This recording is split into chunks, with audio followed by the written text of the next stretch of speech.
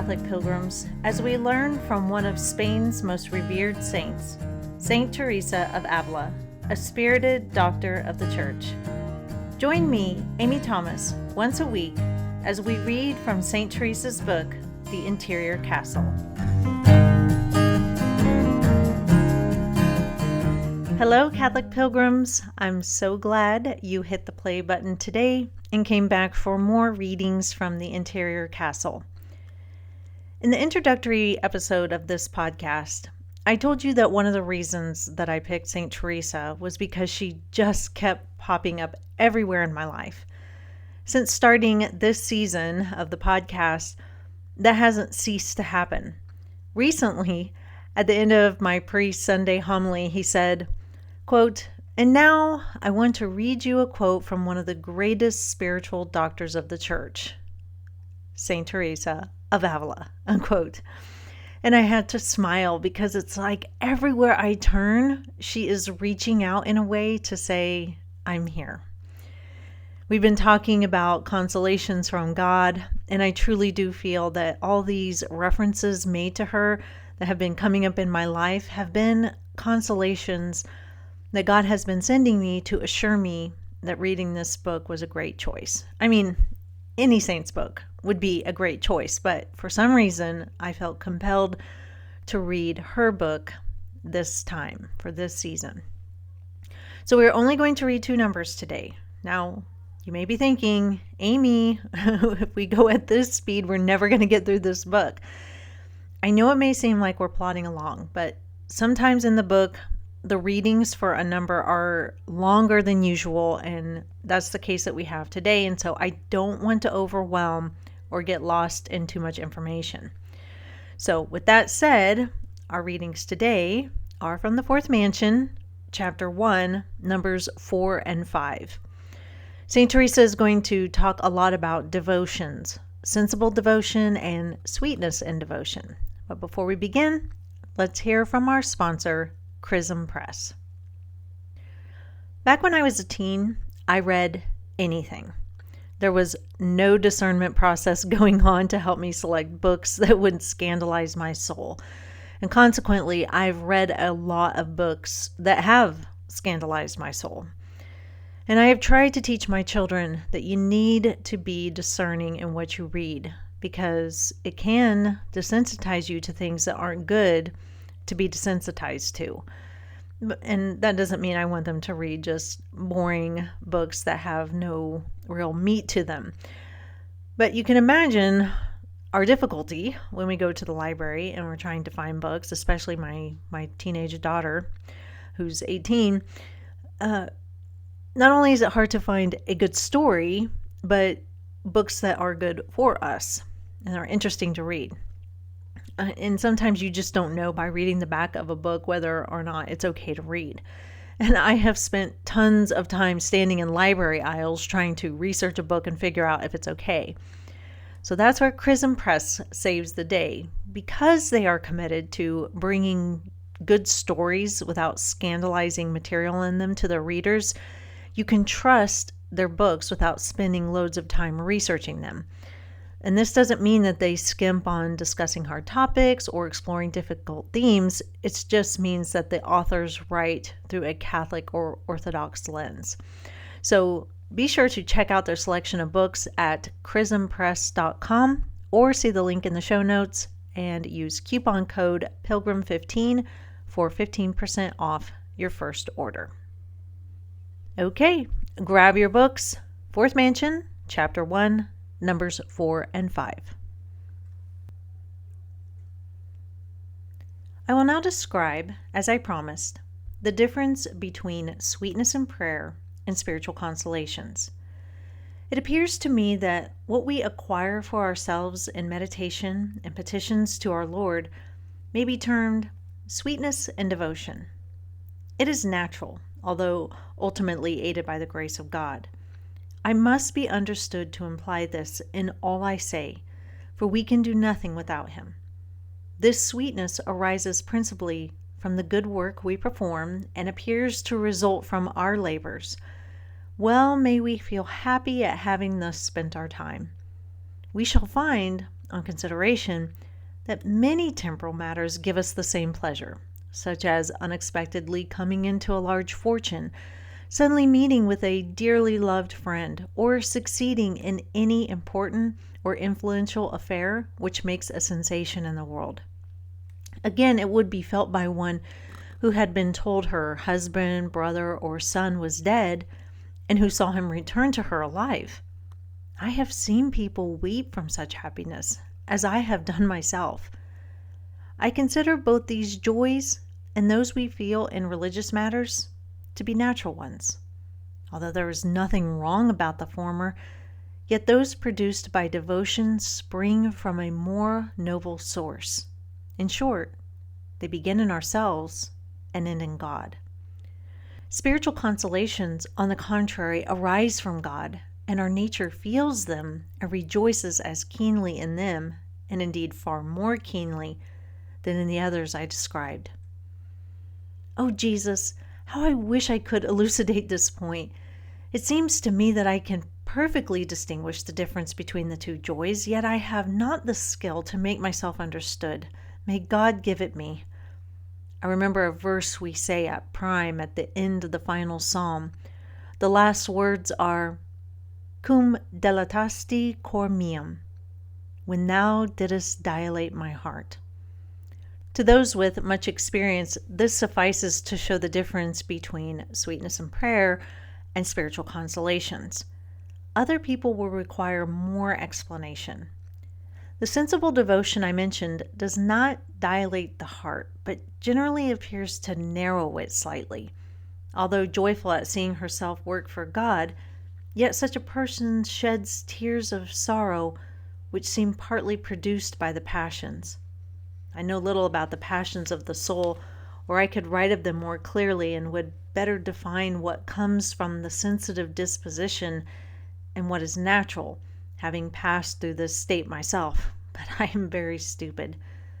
Knowledge and learning are a great advantage to everyone. My husband and I help with the high school youth group at our church. And right around Easter time, I planned a mini pilgrimage for the high schoolers to go on in downtown Washington, D.C. You all know my feelings on pilgrimage, and I wanted to give them a taste of what it feels like to intentionally take time out of your normal routine to do something for God. Now, I planned the whole pilgrimage, and I loved doing it.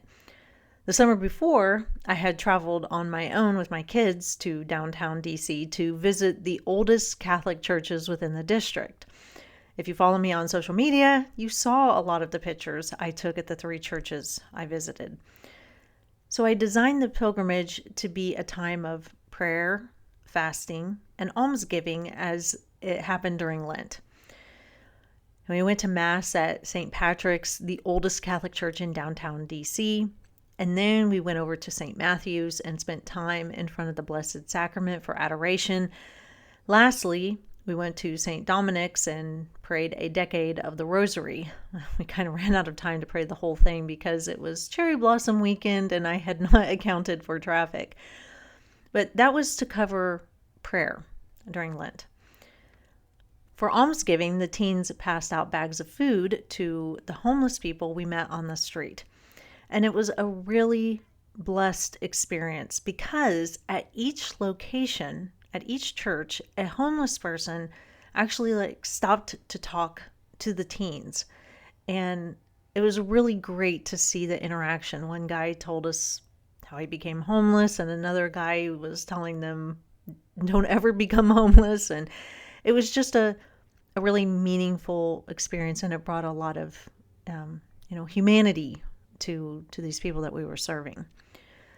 The fasting aspect came in how they were fasting from their normal Sunday activities. They weren't at home playing video games or sitting on their phones or going to do sports or anything like that. Instead, they were giving up that time to God. All in all, the day was great, and it made me feel really good to be able to share this experience with the teens. I felt inside really happy, as I always do when I put my gifts into practice, and it goes really well. It just feels sweet.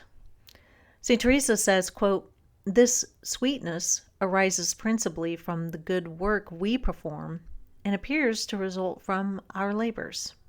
Well may we feel happy at having thus spent this time." Unquote. The day felt really good to me because, one, I was using my gifts to plan a pilgrimage, something that I love to do. Two, the day went off without any major problems other than the traffic issue. And three, the teens seemed to be having a good time. It's hard to get teens engaged, but they really did seem to get something out of it. And of course, you could say that, yeah, this would make anybody feel good. It always feels great to have a special time and then for it also to go well. St. Teresa says this is natural to feel this way. Quote, "We shall find on consideration that many temporal matters give us the same pleasure, such as unexpectedly coming into a large fortune, suddenly meeting a dearly loved friend, or succeeding in any important or influential affair which makes a sensation in the world." Unquote. There is a catch, though. She says, quote, "Although there is nothing wrong about the former, yet those produced by devotion spring from a more noble source. In short, they begin in ourselves and end in God." Unquote. So to explain this, let me give you another story related to the youth group. As I said, my husband and I have been helping to lead the high school youth group, and for the whole year, it's been a pretty enjoyable experience overall. Now, we've had some rough patches, but anytime you are starting something from scratch, you are bound to have some rough patches.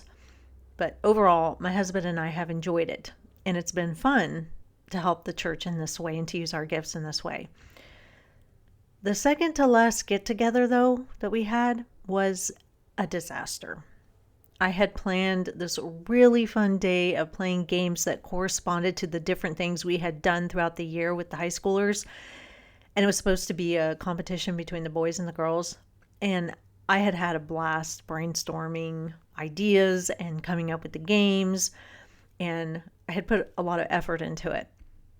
But on the day, after planning and carefully putting together what I thought would be a great time, we had a flood of middle schoolers come in who were there to complete something for their confirmation class. And so we had this influx of about 30 middle schoolers who did not want to be there. And they hadn't been there all year, so none of the games meant anything to them. And so they decided to just be disruptive and uncooperative, and it derailed everything. Unlike the pilgrimage, the day did not go as planned, and it was not very fun at all. And afterwards, both my husband and I said, well, if that was how it always was, we'd never do it. Now, I don't think it's acceptable for middle schoolers to act that way. And if they were still going to be around and if their behavior continued in that way, we would have had to have a lot of talk with parents. But after reading St. Teresa's writings today, it got me thinking about my attitude. Am I only willing to do things for the church or in my spiritual life if they are fun or make me feel super good all the time? Yes, like St. Teresa says, it's not wrong to enjoy what you're doing and to take pleasure in it, but what if you have to do things for God or for your church community that aren't necessarily a blast? What if you are asked to do something by God that isn't pleasurable in an earthly sense and doesn't necessarily make you feel all happy inside? If you can do it and do it well, then your devotion to God springs from a noble place. If not, then you just do things that come naturally and just make you feel good. And that isn't necessarily the type of devotion to God that we need to be striving for. But here's the central point St. Teresa makes.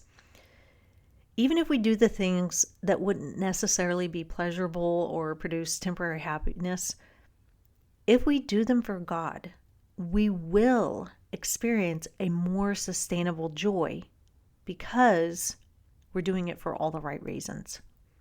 And, as St. Teresa says, we will feel spiritual consolations and, quote, rejoice in them keenly, and indeed far more keenly than in sweet moments. So definitely something to think over. That is all for today, Catholic Pilgrims. I pray you have a very blessed day. I will talk to you soon, and until then, live the faith boldly and travel well.